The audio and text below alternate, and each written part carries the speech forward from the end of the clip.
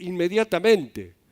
Parece que la luna llena hace algo a algunos que activa alguna clase de reacción extraña dentro de sus cerebros.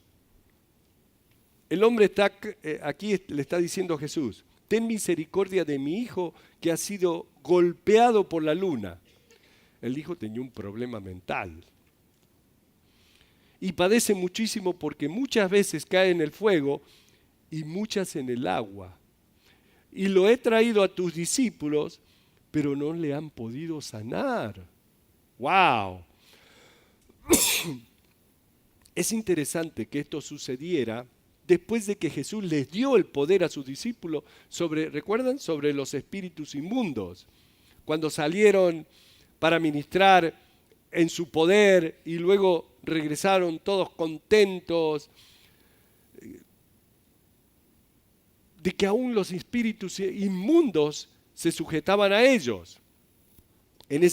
¿Recuerdan? En esa oportunidad Jesús les dijo: no se alegren de que los espíritus inmundos se les sujeten, sino alégrense de que sus nombres estén escritos en los cielos. Ellos habían experimentado el ejercicio de ese poder sobre los espíritus inmundos. Pero aquí parece que no fueron capaces de hacerlo. Me gustaría señalar algo aquí que me parece que es muy importante. Creo que es casi una regla.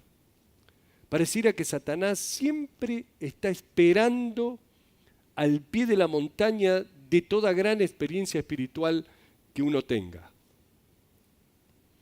Yo personalmente sé que después de tener una experiencia espiritual grande y hermosa, parece que siempre soy probado por el enemigo. El enemigo trata inmediatamente de venir y robarte lo que Dios nos ha dado, la bendición. Dios nos acaba de bendecir y estamos emocionados, con ganas de decir: qué bueno es estar aquí, Señor, quiero permanecer aquí.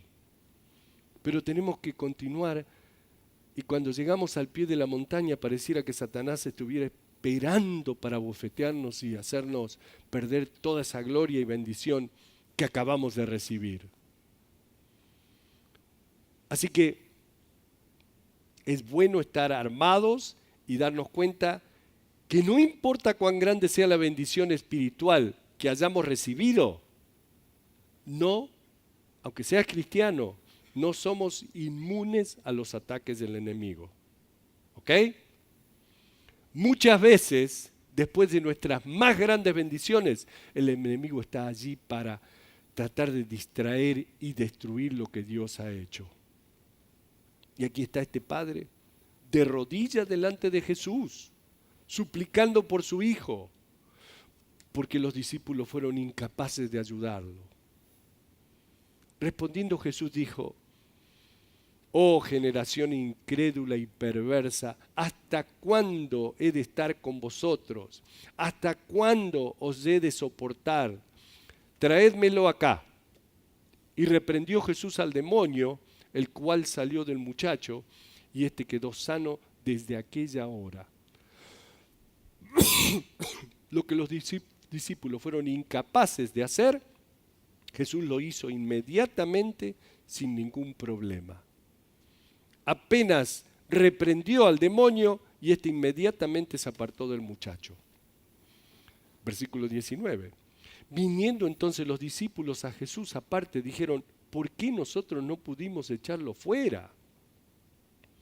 Y esa es una buena pregunta, porque ellos habían recibido autoridad y poder, y en este caso trataron de echar fuera al demonio, pero no pudieron hacerlo.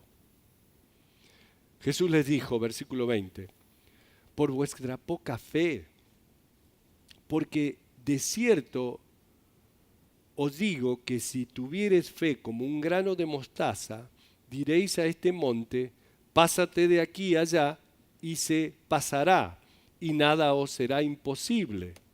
O sea que faltaba fe. Pero este género no sale sino con oración y ayuno.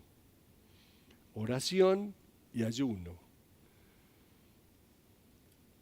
Los discípulos estaban preguntando por qué no tuvieron poder en esa situación. Jesús les dijo que fue por su incredulidad. En otro evangelio dice que mientras traían este muchacho a Jesús, el demonio lo arrojó al suelo, el demonio que lo poseía lo arrojó al suelo y comenzó a revolcarse en la tierra. Todo el mundo comenzó a correr para ver lo que estaba sucediendo. Bueno, es muy posible que cuando trajeron al muchacho a los discípulos, este demonio se manifestara de una manera tan dramática delante de ellos que se sorprendieron tanto por el poder de los demonios y su habilidad para distorsionar y destruir una vida como la del muchacho, hizo que perdieran de vista el poder de Dios. Muchas veces cuando observamos el poder de Satanás y la obra del enemigo, la incredulidad comienza a invadir nuestros corazones. Estamos tan sorprendidos por el poder de Satanás destruyendo una vida que olvidamos el tremendo poder de Dios, el cual es mucho mayor que el poder de Satanás. Juan dijo: hijitos, vosotros sois de Dios y lo habéis vencido, porque mayor es el que está en vosotros que el que está en el mundo. Eso está en 1 de Juan, capítulo 4. Tenemos autoridad sobre todas estas fuerzas y poderes. Como hijos de Dios, no debemos temer. No debemos decir: oh, wow, ¿viste eso? Es horrible. Tenemos autoridad y poder a través de Cristo Jesús sobre toda fuerza y poder de las tinieblas. Jesús dijo: por causa de su incredulidad es que no pudieron hacerlo, porque si tuvieran fe como un grano de mostaza, le podrían decir a la montaña: muévete y échate al mar. Y esto nos hace preguntar: ¿cuánta fe tenemos? ¿O cuánta fe necesitamos? Jesús dijo: porque este tipo solo sale con oración y ayuno. Ese pudo haber sido un demonio con una mayor autoridad y poder, porque los demonios saben que tienen categorías diferentes en su autoridad y poder. Y la otra cosa que me encanta es la oración y el ayuno. Van unidos. De nada te vale que ayunes si no oras. La oración y el ayuno hacen una fuerza, una sinergia, se dice, donde Dios se manifiesta. Oración y ayuno. Hay muchos que a la dieta le dicen ayuno, pero es para perder unos kilos. Cuando ayunas es... ¿Por qué se ríen algunos gorditos? Cuando ayunan es para entregárselo al Señor y orar. Señor, estoy ayunando, estoy orando y pidiéndote por esta situación. Es lo que Jesús nos está diciendo. Versículo 22, y ya para terminar. Estando ellos en Galilea, Jesús les dijo: el Hijo del Hombre será entregado en manos de hombres y le matarán, mas al tercer día resucitará. Y ellos se entristecieron en gran manera. Jesús les hablaba de esto una y otra vez.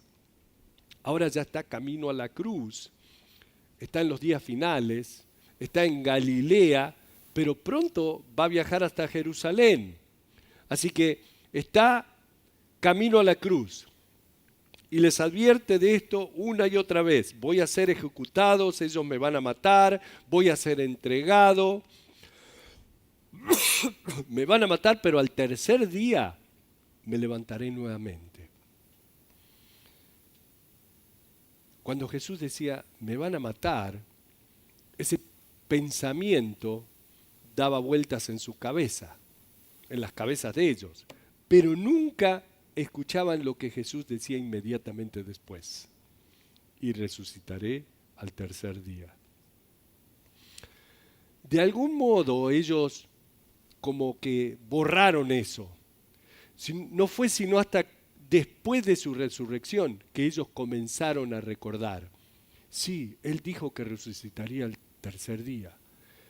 Pero no recordaron esa parte sino hasta después de su resurrección. Y es interesante cómo a veces escuchamos alguna noticia desagradable y nuestras mentes con el shock como que se ponen en blanco y no escuchamos el resto de la historia, como que no lo grabamos, no penetra en nuestros cerebros. Estamos tan impresionados que no escuchamos. Cuando Jesús les hablaba acerca de su muerte, eso era chocante para ellos. No lo podían entender. Se entristecían tanto cuando Jesús les hablaba de su muerte que se daban cuenta del hecho de que, o sea, no se daban cuenta del hecho de que Él les estaba diciendo: pero al tercer día resucitaré. Y es interesante porque al tercer día de su muerte, ninguno de ellos estaba esperando su resurrección. ¿Recuerdan? Ni creyeron.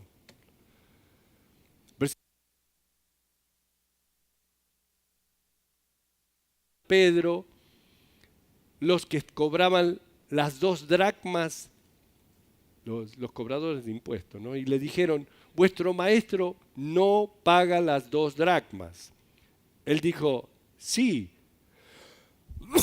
Y al entrar en la casa, Jesús le habló primero diciendo: ¿qué te parece, Simón?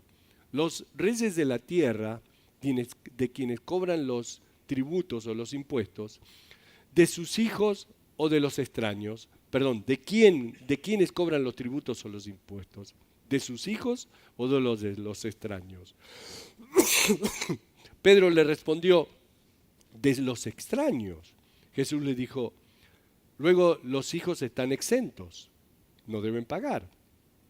Sin embargo, le dice Jesús, para no ofenderles, ve al mar y echa el anzuelo, y el primer pez que saques, tómalo, y al abrirle la boca hallarás un estatero. Tómalo y dáselo por mí y por ti. El estatero era una moneda de esa época. Jesús manda a Pedro a cumplir una obra misionera. Y me encanta esto. ¿Por qué? Porque Jesús le pudo haber dicho a Pedro: Pedro, anda y escarba debajo de aquel árbol y vas a encontrar una moneda allí en la tierra. No fue así.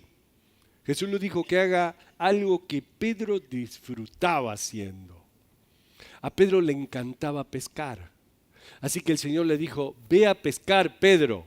Echa el suelo y el primer pez que saques, abre su boca, saca la moneda que encuentres allí y paga nuestros impuestos.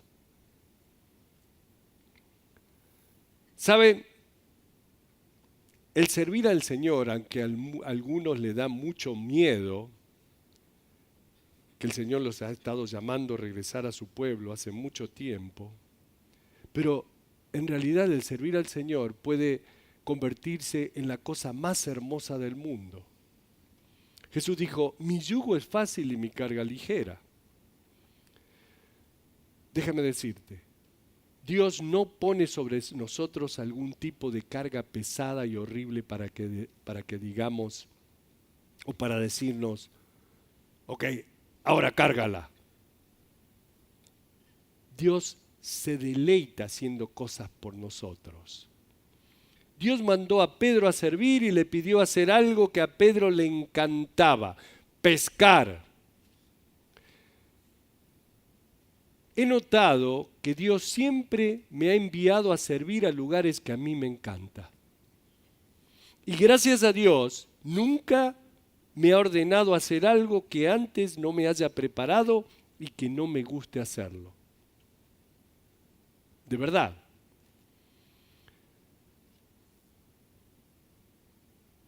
Así que no tengan miedo por lo que el Señor te está diciendo que debes hacer. El llamado de Dios es para siempre. Algo más que estos últimos versículos nos dejan es que, por lo que dice Jesús, debemos cumplir con las leyes sociales y federales del lugar donde vivimos. Jesús le ordenó a Pedro que pagara los impuestos que debían pagar como ciudadanos de este mundo. Aunque nosotros, al igual que Jesús y sus discípulos, eran extranjeros en esa tierra, porque estaba el Imperio Romano, pero igualmente le ordenó que pagaran impuestos. Hermanos, la ley en este país dice que todo trabajador debe pagar impuestos. De manera que si trabajas en este país, paga impuestos y obedece la ley. Y te digo más, especialmente aquellos que todavía no han arreglado su situación legal, paguen sus impuestos. Porque cuando pueden arreglar su situación legal, puede que te nieguen la residencia legal porque no has pagado impuestos. Así que, hermanos, cumplamos con la ley. Es bíblico. Jesús le dijo a Pedro, paga tus impuestos y los míos. Dios pagando impuestos cuando estuvo aquí en la tierra. Es fuerte, ¿no? Jesús era 100% Dios y 100% hombre.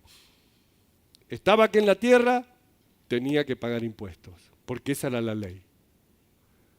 Estás aquí en este país, paga impuestos.